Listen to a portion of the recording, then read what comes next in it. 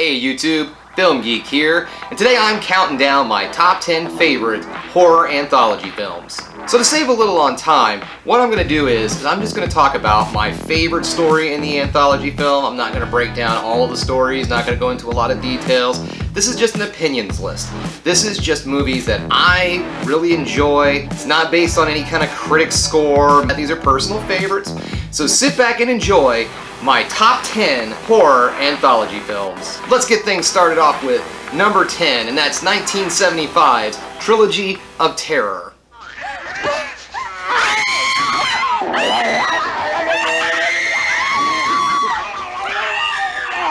Trilogy of Terror is starring Karen Black and is directed by Dan Curtis. An interesting thing about this one is that each one of the stories is starring Karen Black. Now, I'm only going to talk about my favorite story in the series, and I'm pretty much like everybody. It's the final story, which is Amelia, the story about a woman who is terrorized by a Zuzu fetish doll. Let me tell you guys, if you were born in the 70s like myself, this little bastard haunted your nightmares. This guy was the boogeyman. All of us have seen this. Even if we don't remember the first two stories, we definitely remember that little bastard running around with that goddamn knife. Trilogy of Terror was a made-for-TV movie which first aired on ABC March 4th, 1975. Number 9 is also an older film, and that's 1965's Dr. Terror's House of Horrors.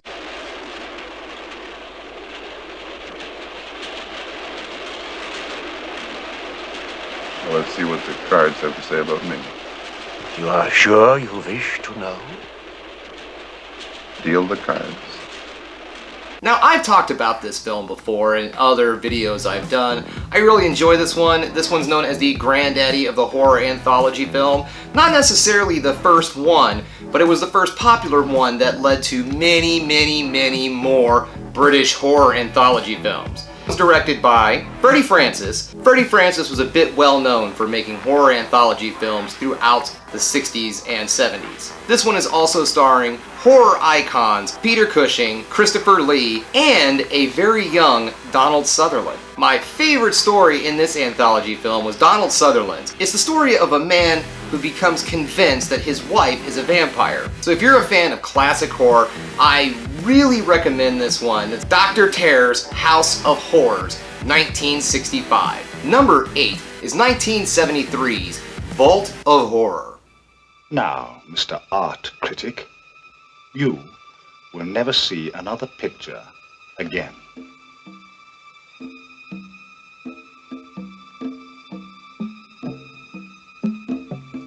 Directed by Roy Ward Baker, this horror anthology film is based off of the old comic book of the same name, Vault of Horror. Now, my favorite story in Vault of Horror is about an artist who is wronged by 3 men, and he uses a voodoo spell that he puts on his hand in order to enchant his artwork, and whatever damage he does to his artwork happens to the victims in real life. Of course I'm gonna go with this one. I'm a huge Doctor Who fan, and the 4th Doctor is my all-time favorite. So Tom Baker, Vault of Horror, 1973. That is my number 8 on my list. Number 7's a little bit more on the lighthearted side. It's made for a bit younger of an audience.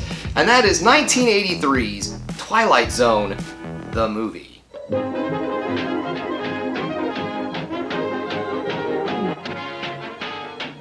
That's Sarah, my other sister. She was in an accident.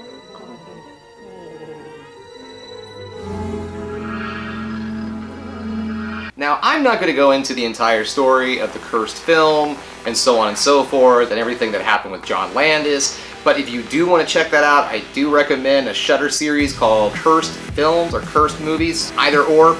Anyways, it's on Shudder, check it out. They go into great detail about the controversy that happened in this film. I'm not going to go into all that history, but just in case you want to know something about it, check it out on Shudder. Cursed movies, cursed films, something like that. You'll see what I mean. You'll find it. Twilight Zone, the movie, came out in 1983, and it retells 3 classic Twilight Zone episodes. And my favorite of all of the stories is It's a Good Life. It's about a little boy with reality warping powers, and he kidnaps these random victims and forces them to stay with him and to pretend to be his family. Now, I really like this one a lot because it scared the absolute crap out of me when I was a kid. This movie came out in 1983. I was 8 years old at the time, and that story just scared the crap out of me. It's really weird. Again, like I said, it's about a kid who has these reality warping powers. I watched this one around the same time that Time Bandits came out and it had that same vibe, that weird creepiness to it. So I mean, I loved watching this movie anytime it popped up on the old HBO. So that's Twilight Zone the movie, my number 7 pick. That brings me to number 6, which is 1985's Cat's Eye.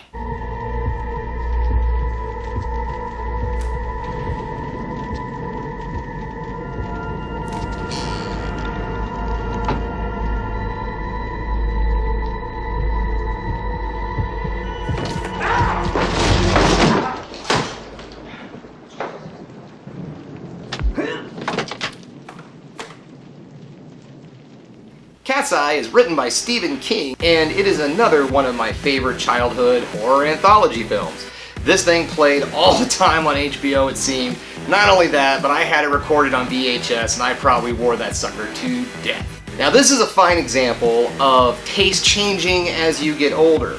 Now, when I was a kid, my favorite story in this was Drew Barrymore's, which was General, and that's the one where the cat, who is basically the thing that links all the stories together, is this one cat. You're just following this cat trying to get to Drew Barrymore, and his name's General. So that story used to be my favorite one, and that was a little goblin guy versus the cat. It was very appealing to kids, so that was really my favorite one back then. But as an adult, as time went on, my new favorite story in Cat's Eye is Quitters Inc. Quitters Inc. is the story starring James Woods, and he plays a guy who's trying to quit smoking, and he signs up with these guys called Quitters Inc. And let's just say they have some very unorthodox ways of getting you to quit smoking. Yeah, very unorthodox. So if you're in the mood for a really good horror anthology film and another one that's a really good intro into horror movies for kiddos, I highly recommend Cat's Eye. Number 5 is also based off of a horror anthology comic book, and that is Tales from the Crypt. Not to make the same mistake. I shall wish that Ralph were back as he was before the accident. This is 1972's Tales from the Crypt. And my favorite story in this one, the story goes like this. Husband and wife come into some money trouble. So the wife makes a wish, and it's granted. She does get more money, but it's because her husband dies and she gets to collect on his life insurance policy. Okay, so that makes her use another wish. And this is where it gets to the horror aspect of the story, and she wishes her husband back to life. In true sad trombone style, he does come back to life, but it's after he's already had his autopsy and been embalmed. So he comes back in searing pain because of all the chemicals and all the blood being drawn out of his body. Her husband is left in agony and cannot be killed by any means whatsoever. So he just gets to live out his entire existence just searing pain. Hey, if that wasn't enough to put a smile on your face, that brings me to number 4, and that is Creepshow number 1. You're insane. Oh, don't be lying now, huh? Not long at all. Oh my God. You are insane. But I promised that you'd see Becky again. I kept my promise. Is that insane?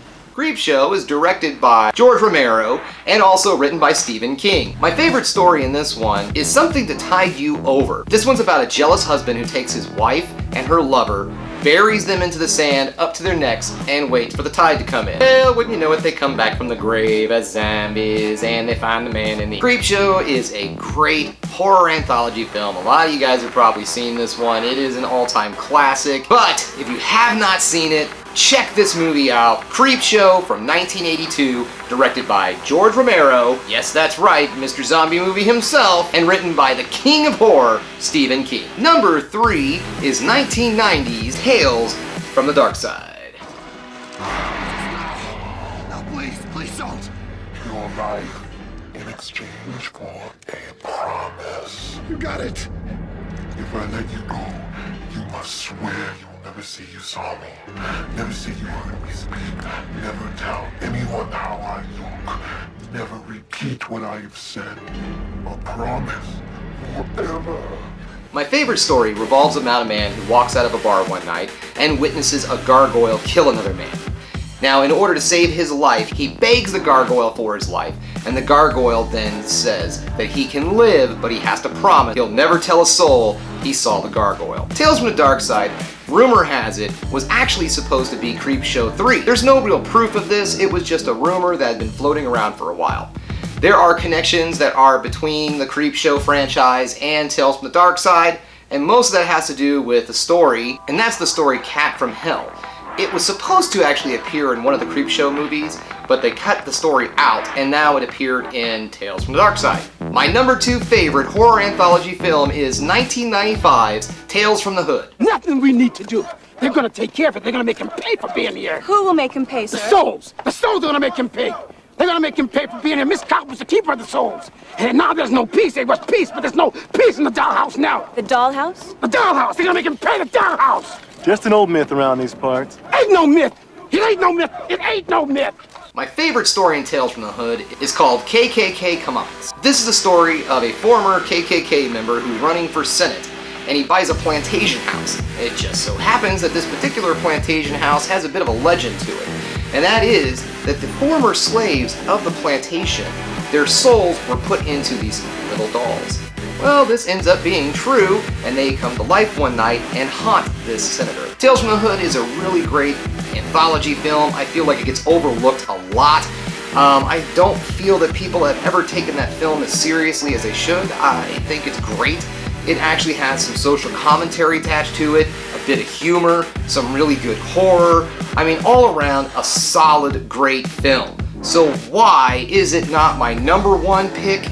Okay, well that's because number 1, Creepshow 2. Cost us $1,742.92. Damn!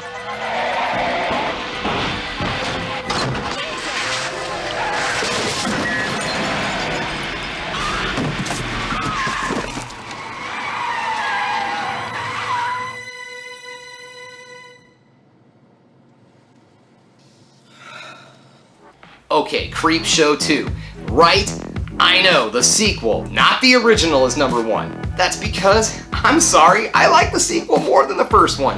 I think it's got better stories. Most people, when they think of Creepshow, are actually thinking of Creepshow 2. I know I've done it I don't know how many times. I might walk into a film a little bit late and I'll look at the screen and go, oh, Creepshow, and gets corrected with Creepshow 2. Okay, so what's my favorite story in Creepshow 2? That is The Hitchhiker. The Hitchhiker is the story of a lady that is in a hit-and-run accident. A man on the side of the road is hitchhiking and she accidentally hits him. And instead of trying to help the man, she just takes off.